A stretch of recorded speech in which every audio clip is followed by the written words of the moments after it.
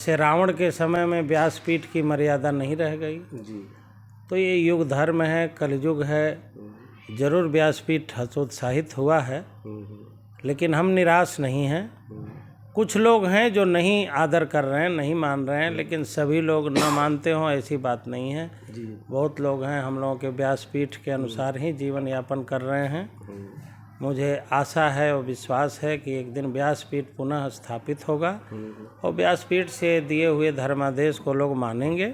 ये हमेशा से रहा है कि बीच बीच में 10-20 साल ऐसा समय आता है जब सनातन से, पुरातन से लोग दूरी बनाए हैं। सतयुग, त्रेता, द्वापर में कई बार सनातन ने ये चीज़ों को देखा है, हतोत्साहित हुआ है। मुगल काल में, अंग्रेज़ों के काल में, लेकिन सनातन धर्म पुनः गरिमा को प्राप्त किया है। भगवान की कृपा है और सनातन धर्म एक बार पुनः स्थापित होगा। एक घड़ी आधी घड़ी आधिऊ में पुनियाद, तो थोड़ा भी आकर के कोई कथा श्रवण कर ले तो भगवान उसका भी कल्याण कर देते हैं। सनातन खतरे में है ऐसा हम कहते जरूर हैं, लेकिन उसके लिए उपाय क्या कर रहे हैं? व्यास गद्दी का अधिकार राजगद्दी पर हमेशा रहा है, लेकिन अब समय बदल गया है। अब व्यासपीठ भी राजगद्दी के निकट आ गई है।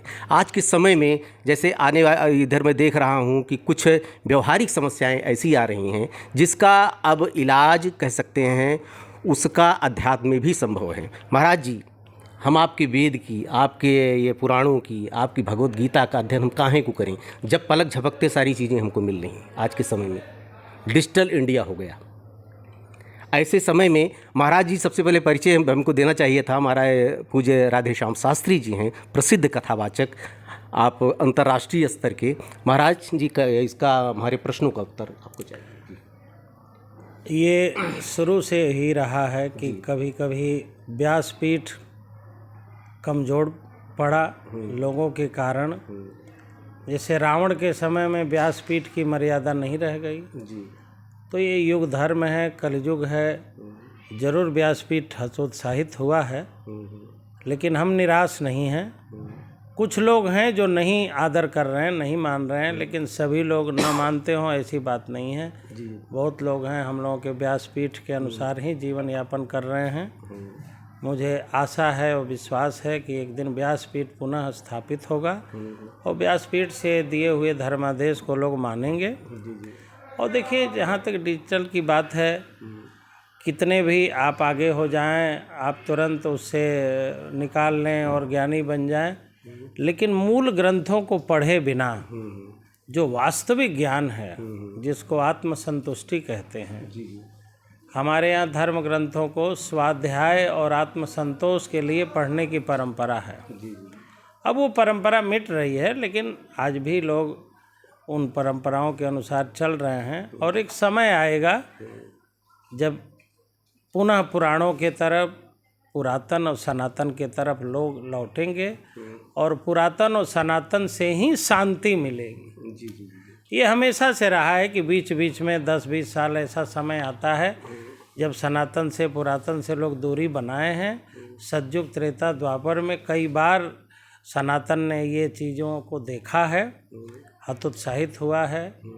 मुगल काल में, अंग्रेज़ों के काल में, लेकिन सनातन धर्म पुनः गरिमा को प्राप्त किया है। भगवान की कृपा है और सनातन धर्म एक बार पुनः स्थापित होगा और हम लोग उसके लिए लगे हुए हैं। पाश्चात्य संस्कृति का ग्रहण लग चुका है हमारे देश पे, और हम देखते हैं कि आपकी कथा में जिसको आप अशिक्षित कहते हैं, मैं उन्हीं को शिक्षित कहता हूँ। उनकी संख्या आपकी कथा सुनने वालों की ज़्यादा रहती है और बड़ी तन्मयता से वो सुनते हैं। जो पढ़े लिखे हैं, पैसे वाले हैं, धनाढ्य लोग हैं, वो इतना परेशान रहते हैं, आते भी तो खाली उपस्थिति दर्ज कराने के लिए। आखिर क्या हो रहा, क्या कहेंगे? देखिए, पैसे वालों का भी ठीक है, उनकी व्यस्तता है, लेकिन पैसे वाले ना हो तो इतने बड़े बड़े भागवत के अनुष्ठान कैसे होंगे? तो वो भले कम समय देते हैं, लेकिन किसी दूसरे विधा से उनका भी सहयोग मिलता है। हम लोगों के व्यासपीठ, बड़ी बड़ी व्यवस्थाएं सब पैसे वालों के सहयोग से ही चलती हैं। और जो लोग सुनने आ रहे हैं उन लोगों को सुनना चाहिए। जिस स्तर पे जो जैसा है उस तरह सहयोग करे। जिसके पास कम टाइम है वो धन से सहयोग करे, जिसके पास तन है वो तन से सहयोग करे, जिसके पास समय हो समय से सहयोग करे। हम असंतुष्ट नहीं है कि पढ़े लिखे लोग 10 मिनट आए, धनवान लोग 10 मिनट आए तो क्यों आए, कम से कम आए तो, और उनका भी सहयोग है। हमारे यहाँ इतना भी आकर के कोई व्यासपीठ का आदर कर दे तो हम उसका आदर ही मानते हैं। एक घड़ी आधी में पुनियाद, तो थोड़ा भी आकर के कोई कथा श्रवण कर ले तो भगवान उसका भी कल्याण कर देते हैं। रिश्ते टूट रहे हैं। हमने देखा है कि जो शिक्षित लोग हैं उनके सामने सबसे ज़्यादा समस्या, भी आप कुछ कचहरी में चले जाइए, फैमिली कोर्ट जो लगी हैं उसमें अनपढ़ लोग तो अपने रिश्तों को निभा रहे हैं, जो गांव के अशिक्षित लोग हैं उन पर शासन भी लोग करते हैं, लेकिन जितने पढ़े लिखे लोग हैं समस्या उनके सामने आ रही इस समय। क्या कारण मानते हैं? ये युग का प्रभाव है। देखिए, समय का और युग का हमेशा से प्रभाव रहा है। युग का प्रभाव है कि पढ़े लिखे तथा कथित संस्कारी लोग अधिक गड़बड़ी में दिखाई देंगे, और जो कम पढ़े लिखे हैं, सीधे साधे लोग हैं, उनके जीवन में उतना व्यतिक्रम नहीं है।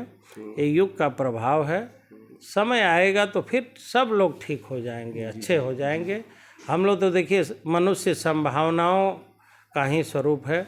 हम लोग तो भविष्य देख रहे हैं और संभावना में बहुत विश्वास करते हैं कि एक दिन रामायण और भागवत का युग फिर लौटेगा और फिर सतयुग का आगमन होगा, फिर पवित्रता का आगमन होगा। ठीक महाराज जी, जय सिया राम। बहुत समय आपने दिया, बहुत बहुत धन्यवाद।